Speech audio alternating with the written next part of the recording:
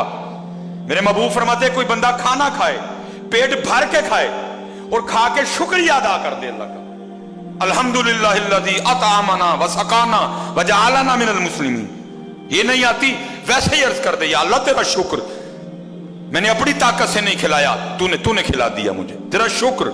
महबूब फरमाते हैं खाना खाए, पेट भर के खाए, खाने के बाद अल्लाह का शुक्र अदा कर दे। अल्लाह को इतना शुक्र पसंद है, खाना भी उसने खा लिया, फिर भी अल्लाह उसको रोजा रखने का सवाब अता फरमाए।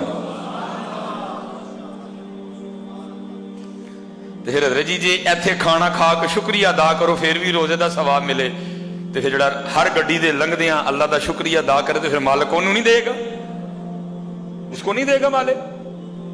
लेकिन शुक्रिया तो दूर है जी, पता हम क्या कहते हैं, अल्लाह ने भी किना किना लोगों को गड्डियां दे छड़ियां, मैंने बड़े लोगों की जुबान से सुना है, अल्लाह ने किना किना गड्डियां दे छड़ियां।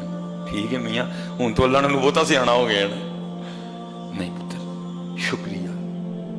जितने नौजवान बैठे हैं, जितने शुक्रिया जी, शुक्रिया, शुक्रिया उस मालिक की जात का, अल्हम्दुलिल्लाह अल्हम्दुलिल्लाह, इसके अलावा हमारे पास कोई ऑप्शन नहीं है। और अगर नहीं शुक्रिया करते, वला इन कफरतुम इन्ना अज़ाबी लशदीद, अल्लाह कहते फिर बेशक मेरा अज़ाब बड़ा सख्त है। शुक्रिया अल्लाह आपको सलामत रखे, शुक्रिया। बल्कि हज़रत जी मस्जिद में नमाज पढ़ने के लिए आओ ना, उसमें भी शुक्रिया अदा करो, वो या अल्लाह फिर बुला ले।